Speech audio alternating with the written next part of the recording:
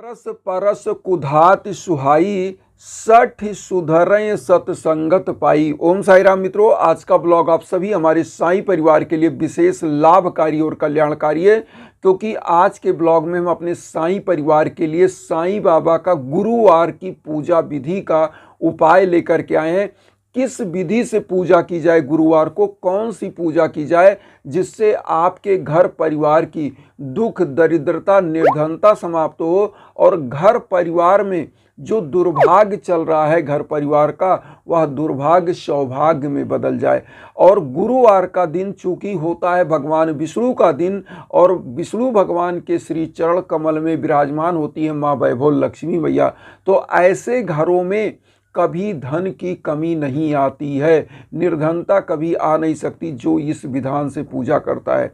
और गुरुवार का दिन होता है साईं बाबा का, तो साईं बाबा की कृपा साक्षात बरसती है, और ऐसे घरों में गुरुदेव की कृपा साक्षात जब बनती है तो ऐसा घर परिवार निरंतर सुख समृद्धि की तरफ बढ़ता है। ऐसे घर परिवार में कभी कलह विकार नहीं होता है, ऐसे घर परिवार पर गुरु की कृपा साक्षात बनी रहती है। तो आइए सबसे पहले जानते हैं इस उपाय को कैसे करना है, क्या पूजा विधान है। सबसे पहला दिन आप ये समझिए कि क्या क्या आपको लेना है। देखिए, गुरुवार को आप चाहें तो व्रत भी स्टार्ट करते हैं, व्रत साईं बाबा का, आप विष्णु भगवान का भी व्रत रख सकते हैं। तो यह दिन सबसे पवित्र दिन माना जाता है और गुरु का दिन होता है, इसीलिए कहा गया है कि हरि रूठे गुरु ठौर है और गुरु रूठे नहीं ठौर। तो कहने का मतलब गुरु का दिन होता है और गुरुवार है, गुरु का दिन है, तो यह विशेष पूजा होती है। अब अगर आप व्रत रखना चाहते हैं तो व्रत के लिए आपको क्या करना है हम फटाफट बता दें, उसके बाद हम उपाय बताएंगे पूजा का।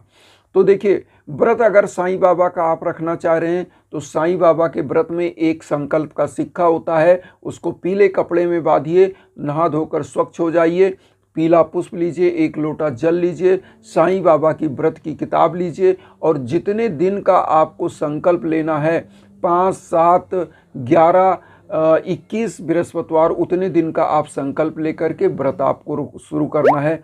एक व्रत की किताब आती है पतली सी, वह किताब आपको ले लेना है, 5 उसमें व्रत कथाएं होती हैं उसको पढ़ लेना है, सिक्का संकल्प वाला वहाँ रखना है, और लोटे का जल पूरे घर में छिड़किए। और इस दिन आप खा क्या सकते हैं, मैं फटाफट बता रहा हूँ उपाय व्रत का। तो आप इस दिन क्या है कि सेंधा नमक खा सकते हैं, मूंगफली, आलू, फल, चाय पी सकते हैं, और शाम को एक टाइम आप भोजन करेंगे खिचड़ी का, क्योंकि बाबा का अति प्रिय आहार खिचड़ी है, तो खिचड़ी का भोग लगाएंगे और खिचड़ी का ही भोजन करेंगे।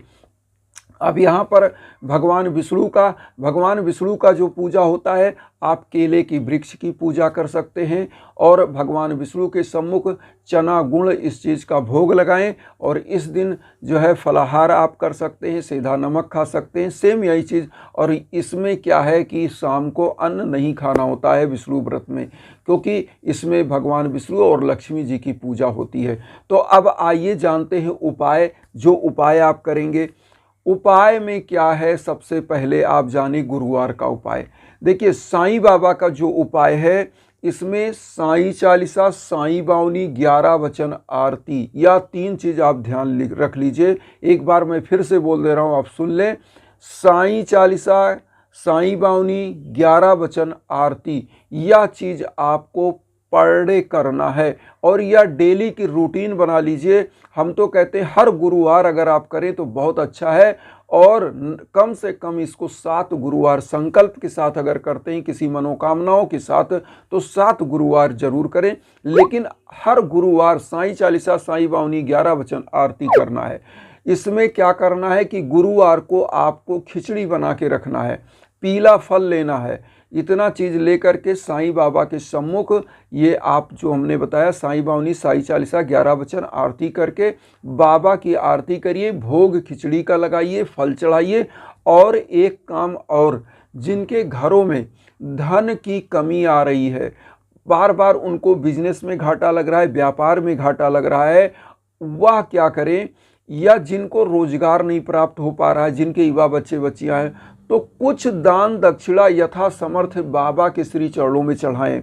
अब यहाँ पर ध्यान दीजिएगा, हम आपको बताना चाहते हैं, अगर आप साईं सच्चरित्र पढ़े होंगे तो साईं सच्चरित्र में आपने पढ़ा भी होगा कि बाबा खुद दक्षिणा मांग लेते थे, जो उनके प्रिय शिष्य थे, और जितना दक्षिणा मांगते थे उसका लाखों गुना वह वापस करते थे अप्रत्यक्ष रूप में। मतलब उनको बिजनेस में फ़ायदा हो जाता था, या उनको जॉब मिल जाती थी, या कुछ।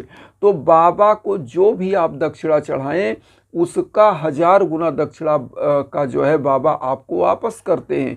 किसी न किसी रूप में आपका जॉब, आपके करियर के क्षेत्र में, बिजनेस के क्षेत्र में कहीं ना कहीं आपको लाभ होगा। तो इस दक्षिणा को क्या करें, हर गुरुवार चढ़ाने के बाद आप किसी मंदिर के दान पेटी में इसको डाल दें। और मैं बता रहा हूँ, आपके घर में कंगाली कभी आएगी नहीं, धन की कभी आएगी नहीं कमी, और झोलियाँ हमेशा भरी रहेंगी आपके घर परिवार की समस्त रूपों में, समस्त भूतों में। अब आपको एक चीज़ और बताएं कि जिनके परिवारों में दिक्कतें किस प्रकार की चल रही हैं, संतान की प्राप्ति में, दाम्पत्य जीवन में कलह चल रहा है, जिनके यहाँ किसी भी प्रकार की ऐसी चीज़ें हैं, वह जो पीला फल दान करते हैं, बाबा को भोग लगाते हैं और खिचड़ी भोग लगा रहे हैं, जितने लोगों में यह प्रसाद बटेगा उतना ही आपके जीवन में सुख समृद्धि आएगी। क्योंकि बाबा ने खुद यही परंपरा स्टार्ट करी थी लंगर की।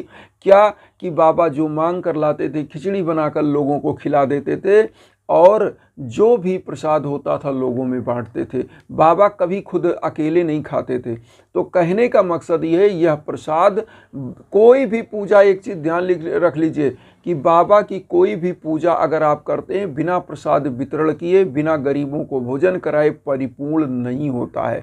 तो इसको ध्यान रखिए कि ओम साई राम बोलते हुए खिचड़ी का वितरण करिए, ओम साई राम बोलते हुए पीले फल का वितरण करिए।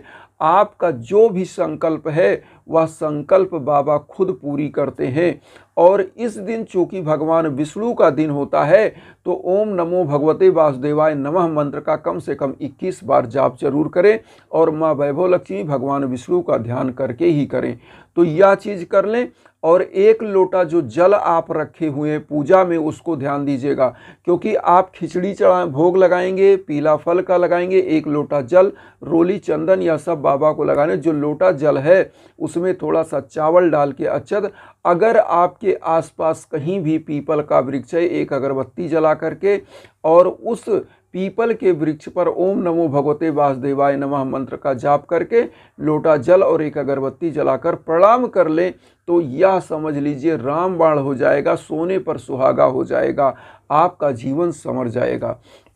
क्योंकि जो उपाय मैं बता रहा हूँ एकदम समझ लीजिए टेस्टेड उपाय है, मेरा पूरा परिवार करता है, हमारे बहुत सारे साईं भक्त। आज मैं इसी उपाय को इसलिए बता रहा हूँ कि आज मैं फिर आपको एक सूचना देने वाला हूँ, और बहुत ही खुशखबरी है कि हमारे एक बहुत ही अच्छे जो शिष्य थे, उनके घर की मनोकामनाएं पूरी हुई। मनोकामनाएं क्या पूरी हुई? सबसे पहले मैं आपको बता दूं कि उनका संतान की प्राप्ति नहीं हो पा रही थी। मैं बार बार आपको बताऊं, क्योंकि संतान की प्राप्ति नहीं हो पा रही थी और इसके लिए हवन हुआ था। रहने वाले यह कहाँ के हैं? ये रहने वाले छत्तीसगढ़ के हैं, और इनका हवन हुआ। हवन होने के बाद इनको मान के चलिए साल भर के बाद ही इनको पुत्र रत्न की प्राप्ति हुई। तो बहुत बहुत बधाई, पुत्र खूब यशस्वी हो, बाबा की कृपा उस पर बनी रहे, हमेशा निरंतर उन्नति करते रहें आप लोग। तो इसीलिए हम कहते हैं कि जो भी हवन पूजन होता है, जब भी आपके जीवन में कोई कष्ट आए, कोई दुख आए, तो आपको हवन पूजन यज्ञ याजन के लिए ज़रूर संपर्क करना चाहिए। हमारे इंस्टाग्राम पर करिए, कहीं भटकने की ज़रूरत नहीं है, इसीलिए हम इंस्टाग्राम का लिंक देते हैं, तो उस पर आइए। अब यहाँ पर एक चीज़ हम और कहेंगे, यह पूजा जरूर करिए जिस तरह से बताया गया, क्योंकि रामायण में लिखा है कि पारस परस कुधाति सुहाई और 60 सुधरें सतसंगत पाई। जिस प्रकार से पारस पत्थर को छुआ देने मात्र से लोहा सोना बन जाता है, उसी प्रकार से अगर कोई भी गलत पथ पर चलने वाला मनुष्य है और संत जनों का, सत्य जनों का संगत पाता है, तो वो भी जो है अच्छा इंसान बन जाता है, वो भी संत की परंपरा में आ जाता है। इसलिए भगवान का सानिध्य पकड़ना चाहिए, कभी कुमार्ग पर नहीं चलना चाहिए। हमेशा यज्ञ याजन हवन पूजन दान दक्षिणा करते हुए जीवन को कृतार्थ करना चाहिए, क्योंकि हमारे पुरुषार्थ 4 हैं, धर्म अर्थ काम मोक्ष। इन चारों को साधते हुए अगर आप आगे बढ़ते हैं तो जीवन संवर जाता है, दुर्भाग्य सौभाग्य में बदल जाता है, झोलियां हमेशा भर जाती हैं बाबा की कृपा से। तो इन्हीं भावनाओं के साथ एक चीज कहेंगे कि वसुधैव कुटुंबकम की जो भावना हम लेकर चल रहे हैं उसमें आप सभी लोग चैनल सब्सक्राइब करके आशीर्वाद दीजिए और उन साईं भक्तों तक वीडियो को जरूर शेयर करिए जो किन्हीं कारणों से कष्ट में, दुख में। इसी भावना के साथ ओम साईं राम।